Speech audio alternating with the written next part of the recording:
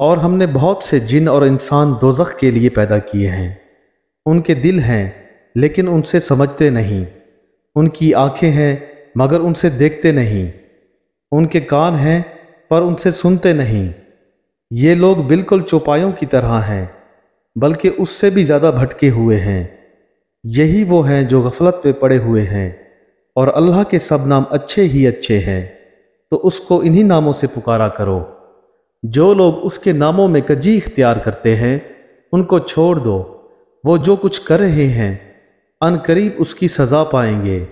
اور ہماری مخلوقات میں سے وہ لوگ بھی ہیں جو حق کا راستہ بتاتے ہیں اور اسی کے مطابق انصاف کرتے ہیں، اور جن لوگوں نے ہماری آیتوں کو جھٹلایا ان کو ہم بتدریج اس طرح پکڑیں گے کہ ان کو معلوم ہی نہیں ہوگا، اور میں ان کو مہلت دیے جاتا ہوں۔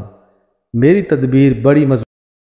اے لوگو، ہم نے تمہیں ایک مرد اور ایک عورت سے پیدا کیا ہے اور تمہاری قومیں اور قبیلے بنائے تاکہ آپس میں ایک دوسرے کی پہچان رکھو۔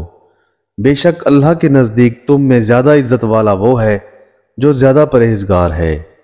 بے شک اللہ سب کچھ جاننے والا اور سب سے خبردار ہے۔ اور کسی شخص میں یہ طاقت نہیں کہ وہ اللہ کے حکم کے بغیر مر جائے، اور اس نے موت کا وقت مقرر کر کے لکھ رکھا ہے، اور جو شخص دنیا میں اپنے اعمال کا بدلہ چاہے اس کو ہم یہی بدلہ دے دیں گے، اور جو آخرت میں طالب ثواب ہو اس کو وہاں اجر عطا کریں گے، اور ہم شکر گزاروں کو عنقریب بہت اچھا صلہ دیں گے۔ اور میرا پروردگار تو اللہ ہی ہے جس نے کتاب برحق نازل کی ہے، اور وہ نیک لوگوں کو دوست رکھتا ہے۔ جن کو تم اللہ کے سوا پکارتے ہو نہ وہ تمہاری مدد کی طاقت رکھتے ہیں اور نہ ہی وہ خود اپنی مدد کر سکتے ہیں۔ اگر تم ان کو سیدھے رستے کی طرف بلاؤ تو سن نہ سکیں، اور تم انہیں دیکھتے ہو کہ بظاہر آنکھیں کھولے تمہاری طرف دیکھ رہے ہیں مگر فی الواقع کچھ نہیں دیکھتے۔ ہر غیبت کرنے والے اور طعنے دینے والے کے لیے خرابی ہے، جو مال جمع کرتا ہے اور اس کو گن گن کر رکھتا ہے، شاید وہ یہ خیال کرتا ہے کہ اس کا مال اس کی ہمیشہ کی زندگی کا موجب ہوگا۔ ہرگز نہیں، وہ ضرور حطمہ میں جھونک دیا جائے گا۔ اور تم کیا سمجھے کہ حطمہ کیا ہے؟ وہ اللہ کی بھڑکائی ہوئی آگ ہے جو دلوں تک جا پہنچے گی۔ بے شک وہ اس میں بند کر دیے جائیں گے، یعنی آگ کے لمبے لمبے ستونوں میں۔